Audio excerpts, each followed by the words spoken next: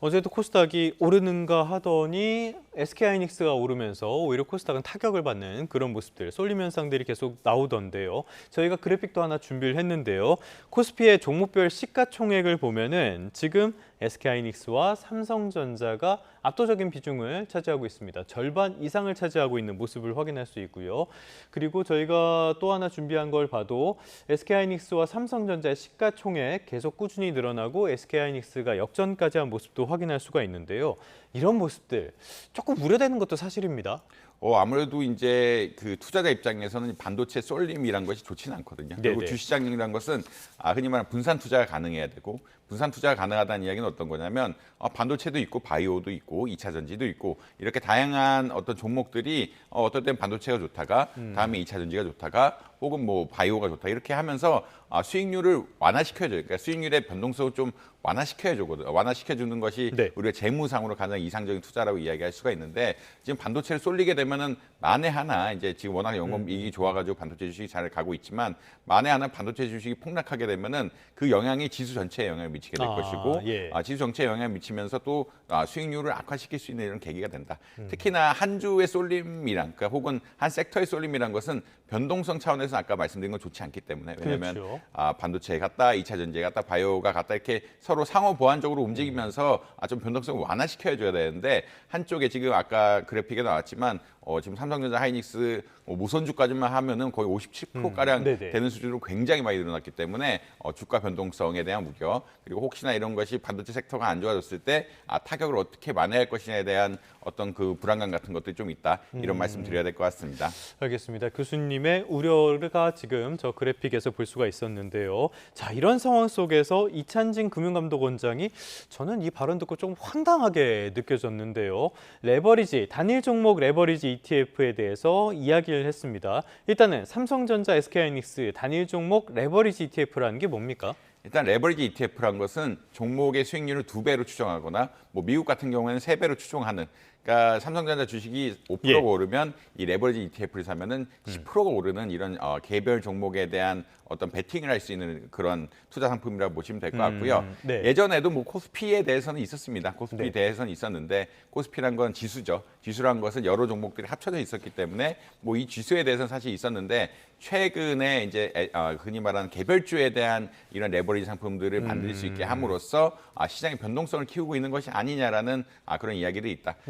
사실 이제 레버리지 상품 같은 경우에는 보통은 약간 투기성의 상품이 조금 많긴 많거든요. 왜냐하면 2배를 추정한다는 것은 위로 올라갈 것이냐 혹은 아래로 내려갈 것이냐에 대해서 일종의 베팅을 하는 일종의 어떤 투기적인 심리를 가지고 하는 것들이기 때문에 굉장히 또 흔히 말해서 이제 투심을 자극한 측면들이 있고요.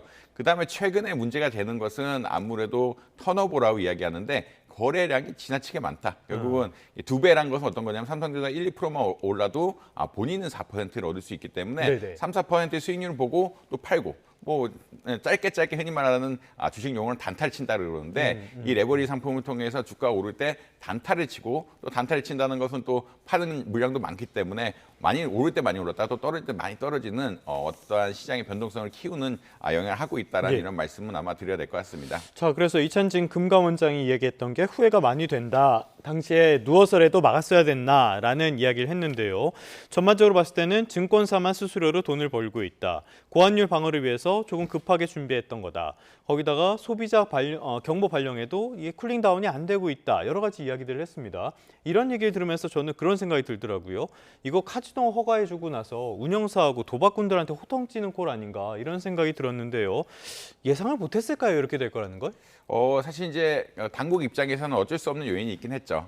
홍콩에 흔히 말하는 삼성전자, 하이닉스에 대한 레버리지 ETF가 있다 보니까 우리나라 투자자들이 홍콩 시장이라든 이런 데 가서 이 레버리지 투자를 많이 하게 되고, 이렇게 홍콩 시장에 가서 투자한다는 얘기는 원화를 달러로 바꿔서 투자를 하는 거기 때문에, 이 달러를 바꾼다는 얘기는 최근에 환율이 굉장히 안 좋은데 혹시나 이런 레버리지 상품으로 돈이 몰리게 되면은 환율 상향 압박 같은 것들이 더 세지면서 우리나라 외환 시장이 좀 혼란이 될 것이다. 이런 큰 맥락은 있었는데, 지금 아무래도 이 레버리지 ETF가 도입되고, 이 레버리지 ETF가 워낙 흔히 말하는 턴오버, 아까 말씀드린 대로 손바뀜이 너무 빨리 일어나고 이 투기적으로 이용되다 보니까 금융감독원장께서는 이게 걱정해야 되는 것이 아니냐라는 이야기를 오히려 네. 거꾸로 하고 있다는 말씀을 아마 드려야 될 것 같고요.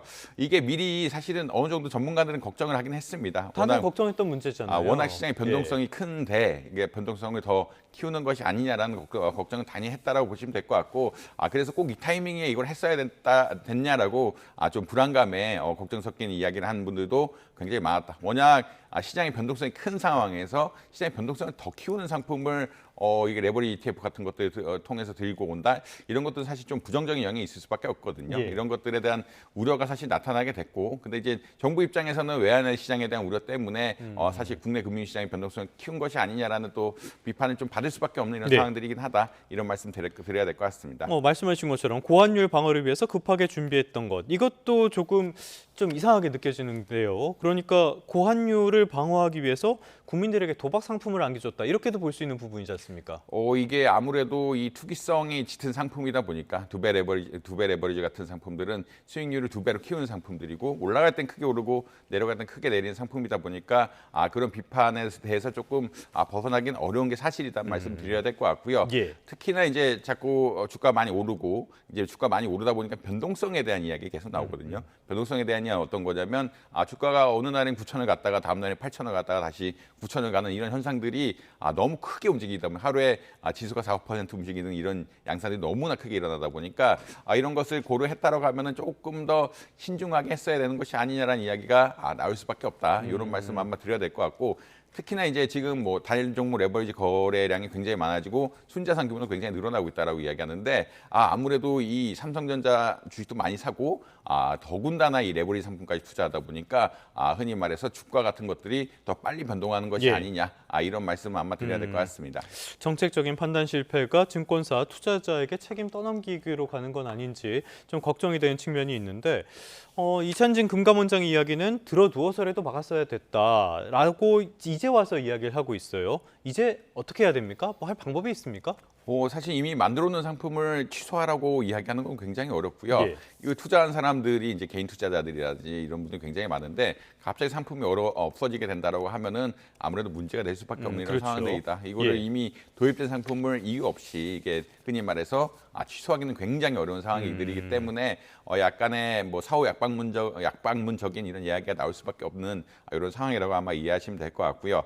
결국은 이제 정책적으로 이걸 하고 싶긴 하지만 실상 과연 이것을 흔히 말해서 시장에서 없앨 수가 있느냐에 대해서는 또 문제가 있을 수밖에 없다. 또 시장에 없애게 되면 아까 15조 이상 사람들이 가지고 있는데 예. 이 15조 이상 가진 돈들이 또 어떻게 할 것이냐에 대해서도 또 고민해봐야 되거든요. 그렇기 네. 때문에 굉장히 쉽지는 않은 일이다. 그러니까 이제 발언적으로는 좀 잘못된 정책의 선택이다라는 이야기라고 아마 이해하시면 될 것 같고, 예. 실제로 레버리지 ETF 상품 같은 것들 하기는 좀 어렵다. 다만 뭐 정부에서 할 수 있는 것들은 레버리지 ETF 말고 다른 신용으로 할 수 있는 뭐 삼성전자 투자라든지, 신용이라는 것은 네. 증권사에서 빌려서 하는 투자라든지 이런 것들은 조금 더 막을 가능성이 높지 않느냐, 뭐 이런 말씀 아마 드려야 될 것 같습니다. 알겠습니다. 증시 부양과 환율 방어를 위해서 되돌릴 수 없는 정책 실패가 있었던 건 아닌지 한번 되짚어볼 필요성은 있어 보입니다.